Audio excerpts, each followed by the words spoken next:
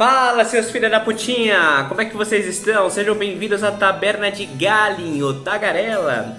E hoje traremos uma discussão, um debate maravilhoso sobre o filme Filhos da Esperança, lançado em 2006, catalogado como um thriller de ação, dirigido pelo nosso maravilhoso diretor mexicano Alfonso Cuarón. O filme foi também indicado ao Oscar como melhor roteiro adaptado, melhor fotografia e melhor montagem. Esse filme traz como elenco o nosso maravilhoso Clive Owen como Tell Ferron e a Claire Hope Ashley como a Key, são os dois protagonistas desse filme. A sinopse é a seguinte: no ano de 2027, a infertilidade é uma ameaça real para a civilização e o último humano a nascer em anos acaba de morrer. Frente a um centenário pessimista sobre o futuro, um burocrata desiludido e também ex-militante se torna o herói improvável que pode salvar a humanidade.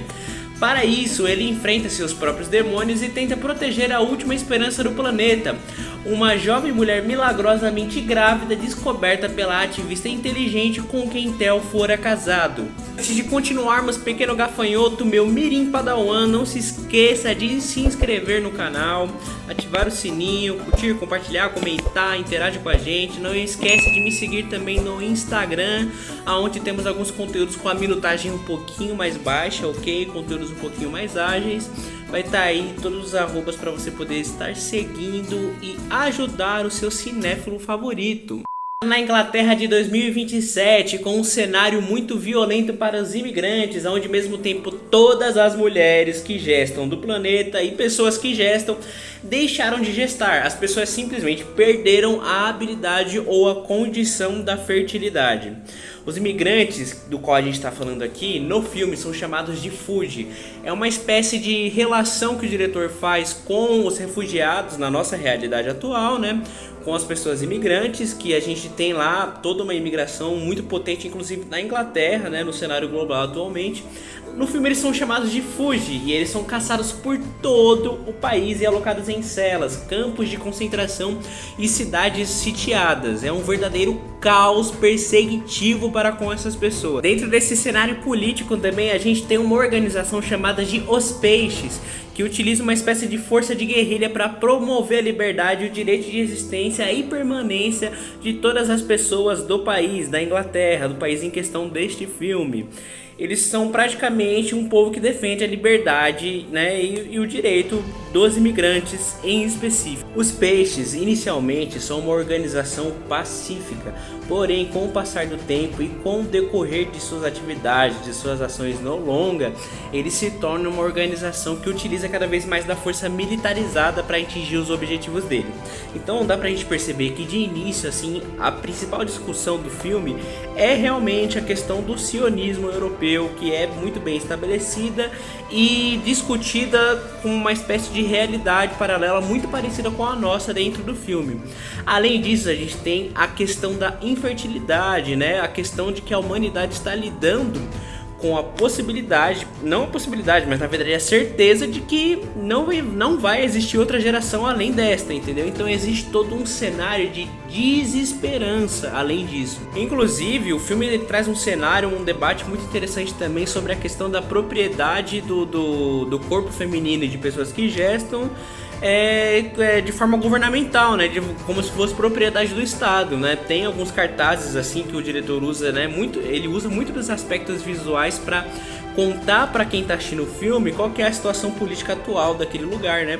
E um dos cartazes que a gente vê é que é considerado crime evitar exames de fertilidade.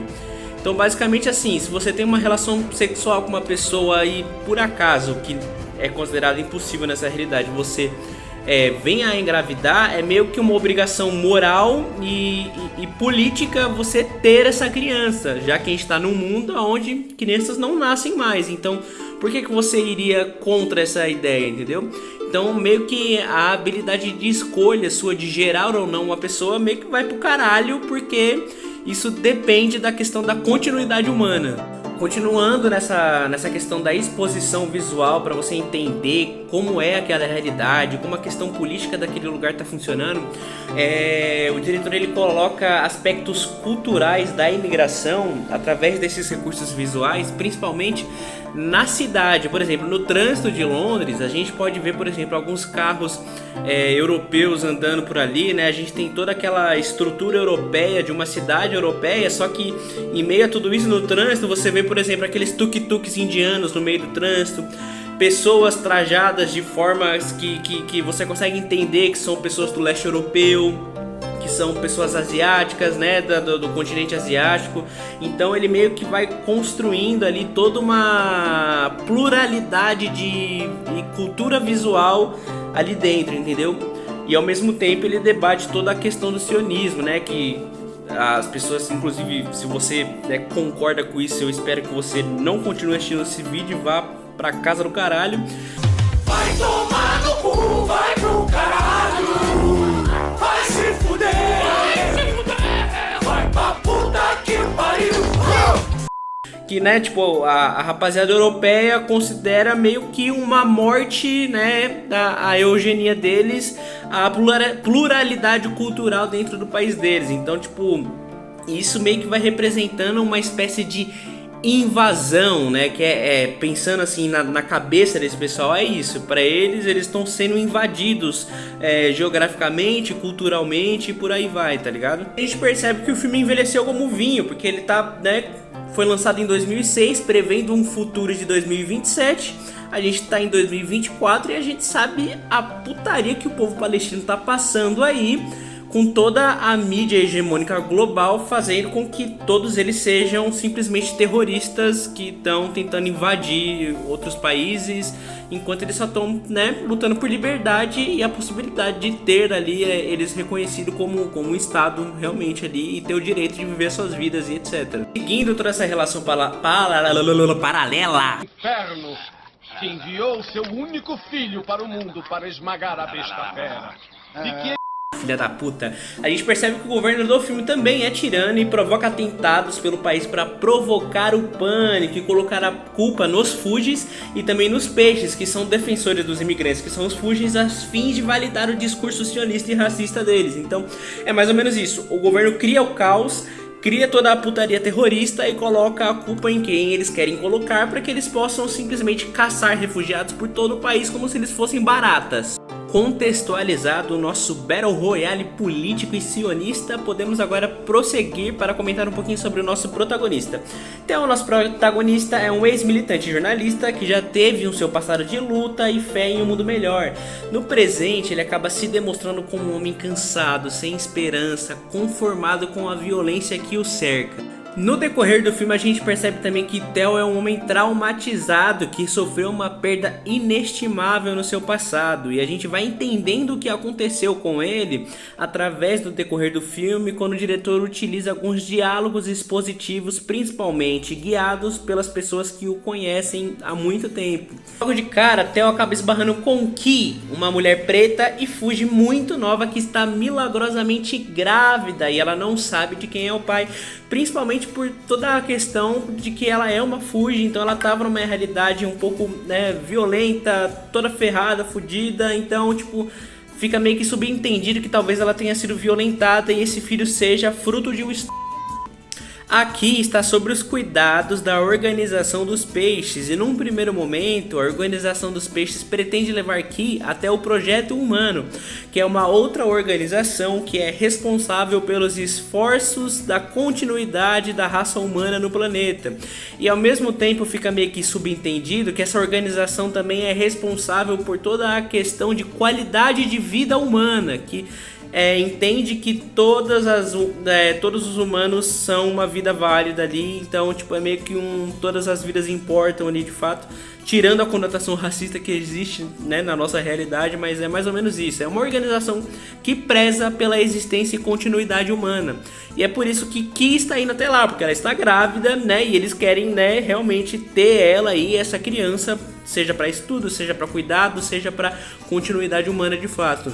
Por se tratar de uma organização que tem, né, os seus esforços para cuidar da continuidade da raça humana, né, implantada numa realidade onde essa continuidade já foi pro caralho, ninguém mais tem crianças, né, a geração não vai à frente, muitas das pessoas acreditam que essa organização também não exista, né? É uma organização inclusive restrita e inclusive eles só se comunicam com os peixes, né? É descrito isso no filme, que eles só se comunicam com a organização dos peixes através de contatos espelhos. O que é? É uma pessoa que contata outra, que contata outra, que contata outra, até que a mensagem chegue no destino final de fato. Tá, Gary, mas como é que Theo acaba esbarrando em Ki? Aonde que ele entra nisso tudo? O plano, de forma específica, da organização dos peixes é levar aqui até o barco dessa organização do Projeto Humano, que se chama Barco do Amanhã. Porém, esse barco ele aporta apenas em cidades sitiadas Fuji e os peixes precisam da ajuda de Theo, que é um burocrata que tem vários contatos, para conseguir documentos confiáveis para que a viagem daqui seja feita de forma segura até o navio, sem que ela seja parada pela lei anti-Fuji local, né, em cada cidade que ela vai passando. E é aí, meu pequeno gafanhoto, que uma maravilhosa reviravolta acontece. A atual líder da organização dos peixes acaba indo de xereque e ela morre. Então, com a morte da atual líder, os planos da organização dos peixes também acabam mudando. Eles não querem mais levar a Ki e o bebê para o barco do amanhã. Eles querem utilizar a Ki e o bebê como uma espécie de estandarte político para fortalecer os esforços deles contra, né, o governo tirano da Inglaterra. Chegar lá e simplesmente meter essa, tipo... Porra, vocês mal consideram os Fujis, os imigrantes, como pessoas. Caçam eles por todo o país como se eles fossem baratas. E adivinha só de quem veio o bebê, de quem veio, né, a capacidade de gerar uma nova vida depois de anos, né, com a incerteza da continuidade humana. E aí, vocês vão aceitar a existência dessas pessoas agora que uma Fuji foi a primeira pessoa a ficar grávida há centenas de anos? Inicialmente parece tudo muito lindo, muito legal, porém, no decorrer desses acontecimentos, o Theo vem percebendo que a organização dos peixes é uma organização que tinha a sua passividade, né? As suas atitudes pacíficas estavam dependendo muito da sua antiga líder. Ele acaba percebendo que a partir do momento que ela morre, eles estão um pouco se fudendo, eles estão tomando atitudes violentas até para com os seus, tomando atitudes duvidosas. Atitudes essas que fazem com que em alguns momentos do filme a gente perceba que são quase dois lados da mesma moeda, sabe? Eles estão quase se igualando aos seus tiranos opressores, né? Então, nesse meio tempo, o Theo acaba descobrindo, né, essa mudança da trama dos planos, e ele percebe também que os peixes não têm planos de fazer com que ele participe de toda essa empreitada e vão matar ele para que eles possam pegar aqui o bebê e fazer de estandarte político. Então ele também ia de xereca. Quando ele descobre isso, ele fica desesperado. Ele chega aqui, né, e fala: ó, a gente precisa fugir, né? Eu sei que você confia em mim, eu confio em você. A gente precisa ir pro barco do amanhã, porque senão eles vão pegar você e o bebê, vão usar como estandarte. Eles estão com, né, atitudes violentas, vocês vão acabar indo pra ser tirado de bosta e eu vou morrer. Então vamos meter o pé. E é aí que o filme embarca numa road trip extremamente violenta, frenética e caótica por um país que está passando por uma guerra civil, literalmente, para que eles possam chegar até esse barco do amanhã.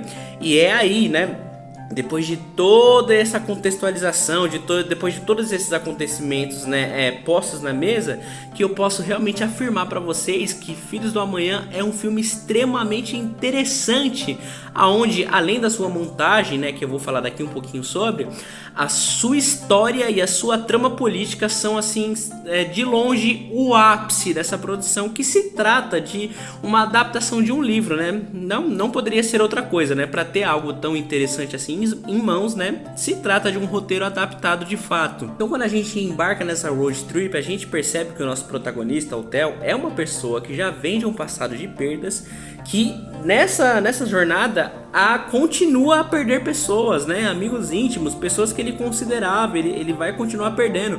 Tudo isso porque ele se importa com a possibilidade de uma esperança que ele mesmo já tinha perdido há muito tempo. Tudo isso se passa numa fotografia muito fria, tal qual o clima político do país. Não se esquecendo também que é um filme que se passa no ano de 2027, então o diretor tem algumas sacadas muito legais e sutis para demonstrar a passagem de tempo naquela realidade. ele consegue colocar principalmente isso nos seus veículos que estão ali no filme, né? São veículos que não são extremamente ultra hiper tecnológicos, hiper futuristas, mas você consegue perceber uma leve passagem de tempo, de que os veículos são um pouquinho diferentes da nossa atualidade real. Realmente parecem ali que a gente está vendo uma realidade, sabe, avançada em alguns 10 anos. E eu acho que é muito mais difícil você fazer isso do que você fazer uma realidade ultra futurista, sabe? Porque você precisa ser muito sutil na hora de mostrar isso visualmente. Um pouco sobre o aspecto da montagem e da fotografia desse filme um pouco mais. É simplesmente uma aula de cinema que a gente tem aqui. O diretor torna a jornada de Theo e Kee um amontoado de checkpoints em direção ao barco, que a cada parada faz com que a realidade deles ali do ambiente fique cada vez mais hostil. A maioria das cenas de fuga deles é feita através de planos e sequências totalmente bem filmados, realistas, angustiantes, frenéticos, sabe, chocantes. A gente realmente está ali de cara com o perigo e tem noção de que são pessoas comuns de cara com esse perigo, sabe? O filme ele se desfaz de toda essa pompa hollywoodiana de ação e mostra pra gente que se trata apenas de um casal tentando sobreviver a uma zona de guerra civil, tá ligado? Eles estão ali desviando de balas, roubando carros, fugindo de explosões e se escondendo de uma forma que deixa a gente muito ansioso. O andamento do filme, principalmente quando a gente está falando da parte da fuga deles pra frente, ele vai adquirindo um padrão que, na minha opinião, é muito interessante. Acredito que não tenha agradado algumas pessoas quando eu dei uma pesquisada em relação a esse filme, que é assim: eles estão lá num momento de pseudo-segurança, de respiro, né? Conseguiram chegar a um lugar e aí eles conseguem se estabelecer um pouquinho ali para, né, pensar o próximo passo. E aí, puf, dá alguma merda, alguma explosão, alguma bosta, acontece alguma coisa que força com que eles vão pro próximo checkpoint, tá ligado? E assim esse filme continua até chegar no ápice dele, que é quando eles chegam lá exatamente na cidade sitiada, né, que é cercada lá como uma espécie de campo de concentração gigante, que é onde o barco vai aportar. E aí chegamos ao encerramento, ao momento filha da puta fodástico desse filme, que se dá nos seus 30 minutos finais, aonde Kee tá lá dentro da cidade junto com o Theo, ela acaba dando a luz, enquanto uma guerra estoura lá dentro, uma rebelião estoura lá dentro. Uma guerra ali, um conflito entre o governo, os peixes e os Fugis, e começa uma maluquice total. O diretor te coloca dentro de uma zona de guerra. E ele faz isso de uma forma extremamente magnífica, sabe? A sequência final ela é extremamente bem filmada. Ela vai sendo montada através de um plano sequência que, na minha opinião, é uma das melhores coisas já feitas em Hollywood, sabe? Se tratando desse tipo de filmagem. É absurdo como ele consegue mostrar o desespero através dos olhos ali de terceira pessoa do Theo, que vai fugindo ali pra conseguir pegar aqui e tal. E sabe, a gente tá ali só fugindo de canto em canto, se esgueirando de beirada em beirada, enquanto, sabe, o conflito tá acontecendo ali. E Theo tá escapando da morte, sabe, por questão de segundos, sabe? É uma pessoa comum se esgueirando em tudo aquilo. E é sufocante o como essa cena é extremamente boa e muito bem filmada, levando em consideração que é muito difícil de fazer isso dentro de um plano sequência, onde tem muitos elementos funcionando ao mesmo tempo. O filme traz um encerramento pro arco do Theo, né, oferecendo pra gente um extremo da existência humana. De um lado, o conflito, a guerra, o sionismo, o preconceito, né, toda essa parada representando a nossa decadência, o nosso colapso, e a empatia, né, espiritualizada e solidificada, trazida à vida através do filho de Kee, né, que é representada ali com Theo e Kee, eles se ajudando entre si, essa empatia, lutando pela esperança da continuidade da humanidade, né? Então a gente consegue perceber esses dois extremos. Porém, o diretor ele é realista e ele consegue entender que a esperança nesse longa se trata de uma flor que nasceu no asfalto e que em breve será esmagada. Tem uma cena específica nesses 30 minutos finais que as pessoas acabam percebendo que aqui tá com um bebê nas mãos e elas ficam estarrecidas, extasiadas. Meu Deus, uma criança, a gente não vê isso há séculos. E eles param de lutar entre si, tá ligado? Ela consegue sair do lugar onde ela tá porque eles estão, tipo, todos chocados. Só que isso logo, sabe, esse respiro, esse breve momento já é interrompido pela necessidade da continuação do conflito. E aí a parada continua e eles já nem mais estão nem aí pro bebê de Ki, sabe? Tipo, a gente passou o filme inteiro, né? Meu Deus, eles não podem saber que ela está grávida, eles vão fazer alguma coisa com ela. Meu Deus, eles não podem ver esse bebê. E quando ela tá lá no meio da putaria toda, quando eles veem que tem uma criança ali, que é literalmente o símbolo de esperança nas mãos de uma pessoa, nem aquilo basta para dar um cessar-fogo naquele conflito. Concluímos, meus padawãs cinematográficos, que Filhos da Esperança é um estudo sobre o sionismo como forma de degradação humana e social, que enxergou um futuro anos atrás do qual estamos presenciando hoje, através dos esforços do povo palestino pela liberdade, sendo minados por todas as frentes possíveis, até mesmo pela mídia hegemônica global. Um filme que discute a esperança e seu significado, seja para um olhar geracional, seja para um olhar pessoal, que trata a esperança como uma flor que brota no asfalto, que logo logo pode ser pisoteada, como disse anteriormente, a não ser que eu e você nos comportemos como Theo, alguém que dá tudo, até mesmo a sua vitalidade, pela proteção e existência do próximo. É isso, meu pequeno gafanhoto, esta foi a review, crítica, debate, sabe, todo um papo, groselha sobre Filhos da Esperança. Espero que tenham gostado. Não se esqueça de se inscrever no canal, ativar o sininho para todas as notificações, ok? Não me esquece de seguir no Insta, onde temos conteúdos um pouquinho mais ágeis, tá? Aqui é pra gente realmente debulhar legal, ok? E é isso, agradeço a você que me acompanhou até o fim deste vídeo. Fiquem com Deus, com cada um dos seus deuses e beijo em seus bumbuns. Porque eu sou... Ele é Galinho Tagarela.